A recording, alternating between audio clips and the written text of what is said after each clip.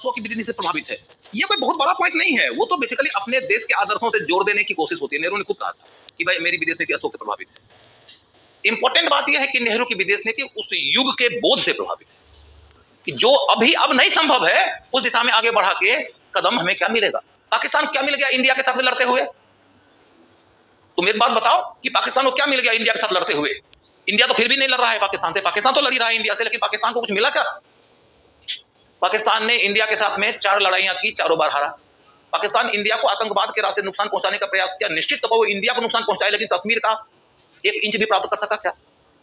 जिस उद्देश्य से तुम हमको परेशान कर रहे हो, उस उद्देश्य में तुमको कामयाबी मिल रही है कि नहीं, ये देखना पड़ेगा ना। परंतु ये आतंकवाद हमको जितना नुकसान पहुंचाएगा उससे कम नहीं तुमको पहुंचाएगा। हम तो निपट लेंगे अपनी सुरक्षा के रास्ते, तुम्हारे तो अपने ही देश में है।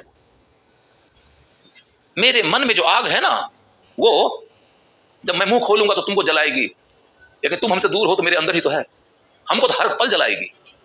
पाकिस्तान एज अ कंट्री विफल हो जाएगा, बिखर जाएगा, इंडिया को कुछ नुकसान होगा। प्रश्न ये उठता है कि इस रास्ते पर चल के पाकिस्तान को क्या मिला? इस रास्ते पर चलकर कौन सा कंट्री क्या प्राप्त कर लिया? कहां कौन कंट्री को कामयाबी मिल गई?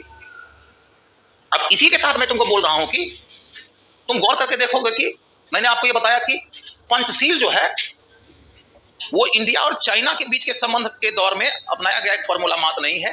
दुनिया भर के देशों को यह कहा गया है कि अपने पड़ोसियों से इसी प्रकार के संबंध रखो, क्योंकि अब पड़ोसी दुश्मन होता है कि नीति के आधार पर अब पड़ोसी दुश्मन होता है कि नीति के आधार पर तुम संबंधों का निर्धारण करोगे तो बर्बाद ही हो जाओगे। मैं तुमको एक अगला उदाहरण देता हूं। 2 विश्व युद्ध हुआ है जर्मनी और फ्रांस की दुश्मनी के कारण। दोनों पड़ोसी देश थे, उनकी दुश्मनी ने 2 विश्व युद्ध को जन्म दिया। उसके पीछे और भी कारण है, लेकिन 2 पड़ोसियों के बीच की दुश्मनी सबसे बड़ा कारण है।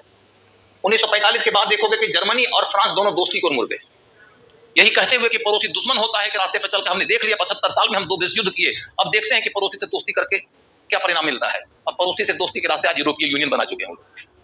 उनका करेंसी एक हो चुका है, उनकी फूड पॉलिसी एक हो चुकी है, उनकी न्यूक्लियर पॉलिसी एक हो चुकी है, उनकी संसदीय शक्तियां बहुत हद तक एक होते चली जा रही है। उनके बीच में कोई अब क्या कहते हैं वीजा नहीं लगता है। अमेरिका ये जर्मनी का आदमी चाहे तो ब्रेकफास्ट करने के लिए फ्रांस जा सकता है, ब्रेकफास्ट तो छोड़ो, मॉर्निंग वॉक के लिए जा सकता है।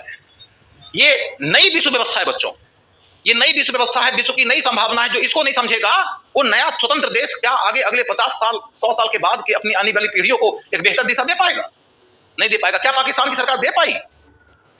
नहीं दे पाई। इसको समझना पड़ेगा आपको। क्लियर?